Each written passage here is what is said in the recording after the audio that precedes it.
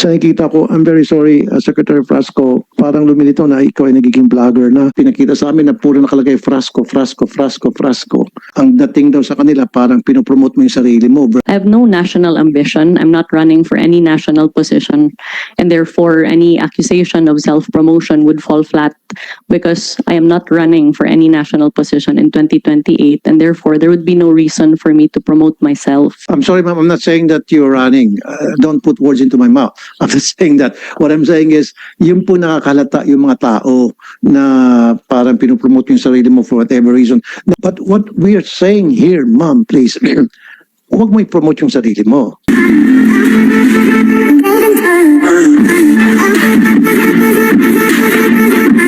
Isa pa, sa nakikita ko, I'm very sorry, Secretary Frasco, parang lumilitaw na ikaw ay nagiging vlogger na it will not sell pag doon sa mga marketing materials natin puro mukha mong nakalagay doon. It shouldn't happen kasi another thing one thing na na-notice ko, halimbawa meron tong sa Japan ba ito na magazine. I think it's a free magazine. Pagkakataon na sana natin na para sumikat tayo sa Japan, yung tourism industry natin, sa halip, ang nakalagay dito, ikaw, and then yung mga groundbreaking, pinapakita natin sa halip na dapat ipapakita natin yung underground river. Okay, ma'am, huwag kayong magalit ha. Bine-voice out ko lang kung ano yung mga sinasabi ng netizens, kung ano yung nakakarating sa akin sumbong. Now, sabi niyo po, yung sa Korea, wala kayong authorization doon. Maging sa airport, may authorization ba kayo na para ilagay yung picture niyo? And then isa pa po, meron ditong promotion na kayo po'y nakasakay sa bangka and you're promoting the Philippines at kayo po'y nakadamit ng mga bulaklakin at sa Lake Cebu ba ito? Ito ba'y walang authorization niyo rin na ilalagay po yung mukha niyo doon sa cover ng magazine na kayo po'y nakabihis at parang nag-invite ng mga tourist? Senator Tulfo, that photo I believe you're pertaining to is one that was taken during the Philippine Experience Program, Heritage, Culture, and Arts Caravan that the Department of Tourism implemented in the Soc-Sargen region. That is not a promotional material, but that's actually coverage of the activities of the department. That photo was taken at the time when we held the Philippine Experience Program in South Cotabato. So bakit hindi na lang po model na taga mismo native Yes. po sa lugar na yon, nakilala sa lugar na yon? Why you?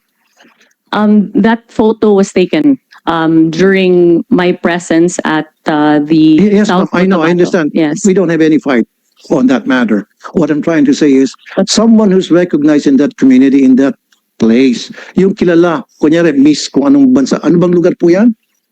That's Lake Cebu.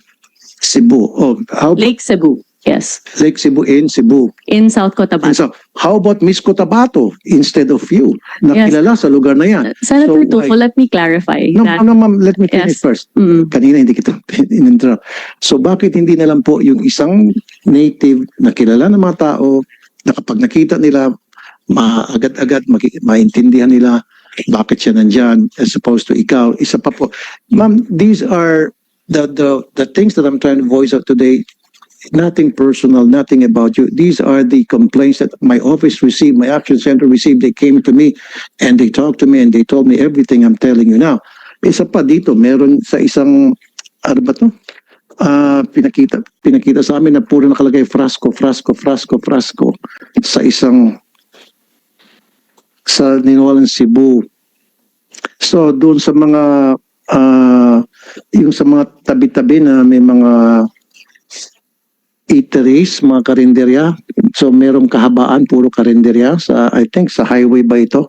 So sa taas, sana inilagay niyo po doon yung mga lugar na pwedeng pasyalan. I'm sure na dadaan dito yung mga turista kasi highway po ito. Sa halip na ilagay niyo po yung karatula doon ng mga places na pwedeng bisitahin, ang nilagay niyo po doon, puro apelyido niyo po all the way. So siguro po walang authorization sa inyo. Baka yung mga tao nilang pong gumawa niyan without you telling them. Baka merong gustong sumipsip sa inyo at nilagay yung name nyo. So siguro po pwede yung sabihin yung mga tao nyo next time, wag puro ako. Dapat yung mga lugar na talagang bebenta sa mga tourist. Is that good enough? Senator, with all due respect, I just wish to place on the record that the photos that have been used and transformed into memes are actually work photos. Is that AI? You're telling me that's AI? No. Okay. This is a work photo. I was in Lake Cebu in South Cotabato promoting the Philippine Experience Program. The interpretation or misinterpretation of that, of course, is up to public consumption. But we have all the documentation to prove that my presence there was a legitimate one, and it was to help the destination as far as crafting of tourism packages, tourism circuits, building up of attention for the destination in conjunction with our tourism stakeholders. I'm not saying, Mom, that you're not present. Your presence there is not legit. Okay. What I'm saying is, yung presence mo doon, yung sa picture na yan, it doesn't fit in sa taste ng mga Pilipino na nakakita po niyan. Kaya nga po binabash po kayo hanggang sa pumunta po sila sa action center ko para magreklamo. Nung malaman nila magkakaroon ng hearing ng ganito, they came to my office and they told me na ito yung baka pwede may parating sa Department of Tourism. That's why I'm trying to voice it out today here in the hearing. Okay. So, kasi ang nangyari, ma'am, ang dating daw sa kanila parang pinopromote mo yung sarili mo versus dapat yung Pilipinas ang pinopromote mo o yung mga probinsya ang pinopromote mo versus you're promoting yourself. Yun po yung dating sa mga tao. Hindi po sa akin yun ha. That's not from me, from them. So ang dating po sa mga tao na you're trying to promote yourself. So maybe we have to refrain from doing that. We can use model siguro. Diba? Like I said, dyan sabi mo sa Cotabato ba yan? Saan lugar? South Cotabato, then let's use Miss South Cotabato as the model or a native South Cotabato. Ano ba yung pinaka-native dyan sa Cotabato? Yung mga indigenous people in Cotabato. Much better versus kayo po. Yung po yung pinapoint out ng mga lumapit po sa akin. Mr. Chair, gusto magsalita si Ms. Rasco? Sec, you want to respond? Yes, I completely hear you, Senator, and I'm grateful that you have brought these matters to light. But since I have the floor, I would just like to reiterate my position that I have tried to be as present as possible in our destinations and for our stakeholders. That is the extent of the duty that I have exercised and nothing more. I have no national ambition. I'm not running for any national position, and therefore any accusation of self-promotion would fall flat because I am not running for any national position in 2028, and therefore there would be no reason for me to promote myself. I'm sorry, ma'am. I'm not saying that you're running. Don't put words into my mouth.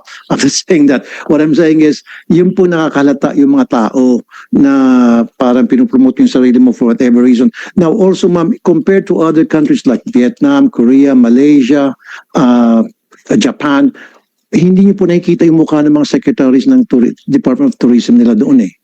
Wala. Never ka makita sa tourist materials ng kahit anong bansa na banggit ko, yung kanilang Secretary of Tourism, pinopromote yung mga muka ng mga pictures nila.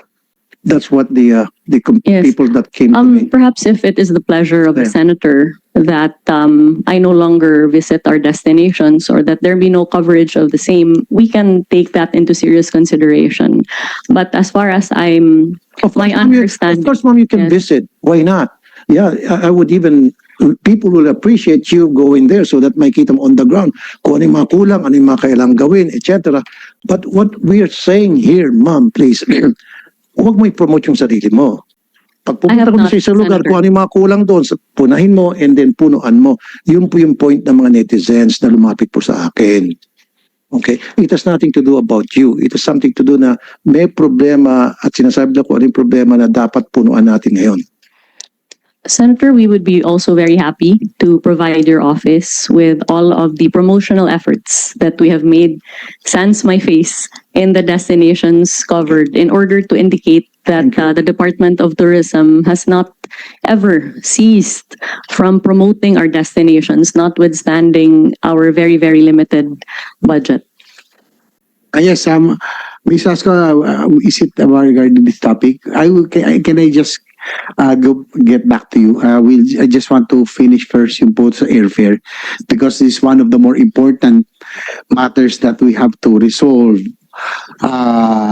during this hearing. I'll get back to you. In fact, I invited you because of the article in the Inquirer because we need your feedbacks on what are the things that are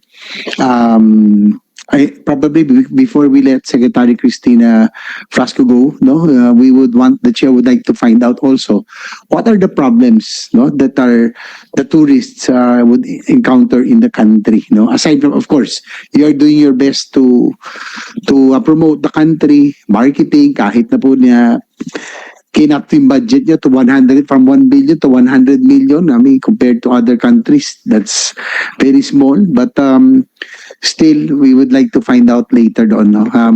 Just like, Senator Tulfo, balikan ko lang po yung ano, no? With your indulgence.